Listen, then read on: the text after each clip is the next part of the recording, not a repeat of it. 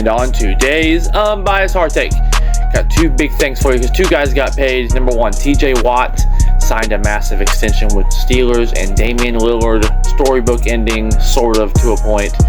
You can write it in Hollywood, his return to the Trailblazers. We're going to talk about that, so stay tuned. What's up, everybody?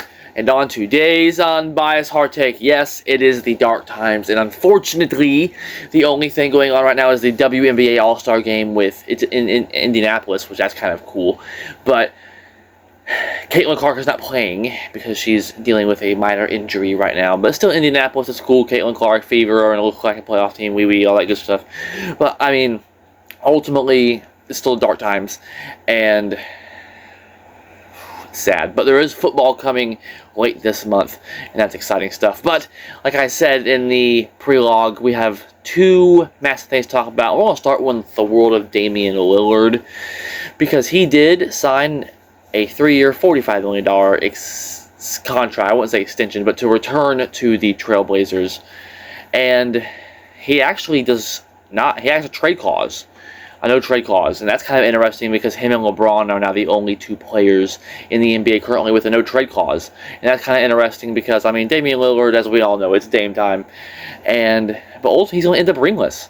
And we can look at his career, and I've done a lot of research into this today. And when it comes down to Dame Lillard, it's a good story. You couldn't write it better in Hollywood. Cool, it could be a movie. I'll write a book about it. Great, that's awesome. But he couldn't win a ring with Giannis in Milwaukee when Giannis is already an NBA champion and proven he can do it with Milwaukee and done it before. Went to Milwaukee to win a championship and couldn't even get out of the first round. Has never even been to the finals. That's number one. And well, let's look at his career. He's had a great career. I mean, 9-time All-Star MVP in 2024, 7-time NBA All-NBA team. They won the NBA Cup in 2024, if that really means anything. Rookie of the Year is Rookie Year. 2-time three-point contest winner. Gold medalist in 2020 Tokyo Olympics. I mean, you look down at his resume, and it's insane. Hall of Fame career. Great player. All-time. All-NBA, All-75 team. And that's true. He is. But without a ring, he's going to get lost in all the greats. When he retires, he's not going to get a ring. This Trailblazers roster right now is just full of young players and mediocre. Jrue Holiday is going to be their best player going into this season, probably. Because, I mean, mind you, Damian Lillard's 35 years old. He's not going to play this year, coming off of a major Achilles injury. And a lot of Miami Heat people were saying, oh, we should go get Damian Lillard. Oh, my God. He signed for that cheap. That just shows Pat Riley didn't want him. And we shouldn't want him. We got Norman Powell instead. I'll take a healthy Norman Powell, who's slightly younger than Dame Lillard, over an injured Dame Lillard who's not even going to be able to play this season. So, but it is a good story. I do hope Dame Lillard ends up coming back and doing very well. I really do. He's an all-time great. I don't want to see him go out like he did in Milwaukee, because he couldn't win a championship, and that hurts his legacy, in my opinion. He's going to end up ringless, and then when he ends up ringless, like Carmelo Anthony, he might get, or Reggie Miller, players like that, Charles Barkley, kind of get lost sometimes in the all-time great conversations because of that lack of championship. Karl Malone, John Stockton, I mean, the list goes on and on of those type of players. And especially just to not even be in the finals. Allen Iverson's another one. But a lot of those players got to the finals. Reggie Miller did. Allen Iverson got to the finals. Karl Malone got to the finals many times. But Damian Lillard hasn't even got to the finals. NBA Cup. He's done literally everything in the NBA possible. Everything. Even won the stupid NBA Cup, which is new. But ultimately, gold medalist, NBA Cup champion, all that. But you see the thumbnail. It's funny because he can't. It's ironic. He can't win an actual NBA championship, and that hurts your legacy ultimately at the end of the day. Especially when you've done everything except that. Not a coincidence. Statistics don't lie there. So Damian Lillard, is it a choke thing? I don't necessarily think so. Obviously, he was with the Trailblazers team that was just built around him and CJ McCollum at the time, but ultimately, you got to be able to get it done if you're a superstar. And he went to Milwaukee and had a chance to get it done, and he couldn't. I mean, Kevin Garnett left the Timberwolves and won a championship immediately with Boston. almost won a second one, got to a second finals and lost. And I believe it was 6 or 7 to the Lakers that year, if I remember correctly. 7 games, I believe, yeah. So, I mean, LeBron left Cleveland and Chris Bosh left Toronto to win championships in Miami. They won championships, Hall of Fame players, champions. And Dame Lillard's done everything except that. And we have to sit there and acknowledge that is a fact. That he cannot get it done on the biggest stage. That's just a reality. And the Trailblazers roster is a bunch of just young players. And I really hope it works out for Dame Lillard. He's a great player. And I really hope he does end up getting a championship. But I'm telling you, he's going to end up ringless and get lost in the all-time great conversations because of that. But then, moving on, and I'm going to be a little more positive in this one, I promise you.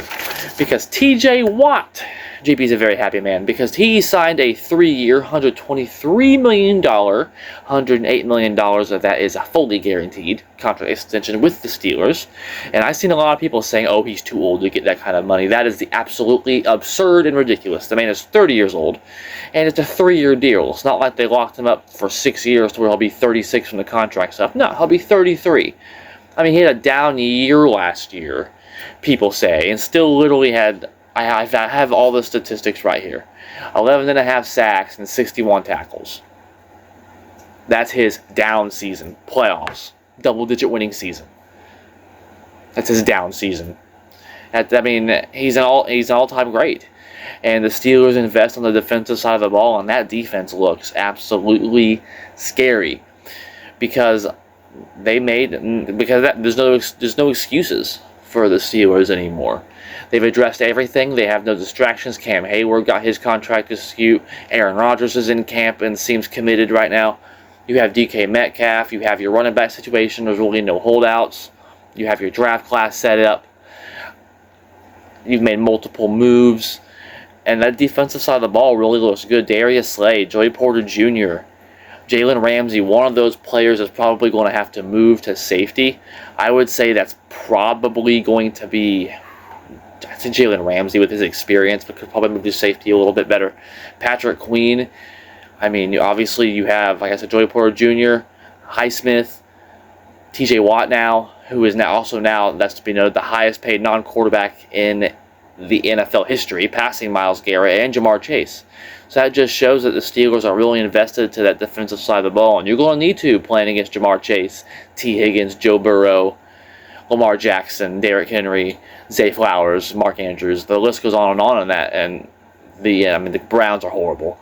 So they don't really have a lot to worry about there. Jerry Jeudy's a good player. So you're going to have to watch him, obviously. But, I mean, the Steelers know there's no excuses now. I mean, everything's set up. The Aaron Rodgers drama's gone. He's signed. He's in camp.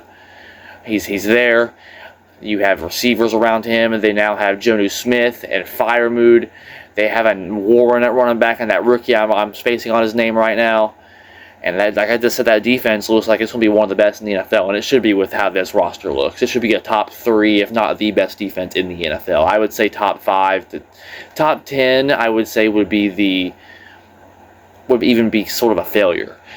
They need to be a top 5 defense. This defense with Mike Tomlin, this should be a Super Bowl defense. And if Aaron Rodgers can be half of what he was in Green Bay, this Steelers team's going to look a lot better. I mean, Brett Favre needed a second act when he went with the Jets. They didn't make the playoffs then either. So Brett Favre needed a second act when he went to the Jets and had it with the Vikings and had one of his best seasons of his career. So we're going to see if Aaron Rodgers can do the same because there's no excuses now. I mean, the Jets are the fucking Jets. They're going to screw everything up, like they always have and they always will. I mean, the Steelers have always been a very functional organization that made the playoffs with freaking Mason Rudolph and Mitchell Trubisky. So I'm sure they'll be just fine with Aaron Rodgers. So again, that's all I got. Like, subscribe, all that. I appreciate y'all. We'll see y'all next time.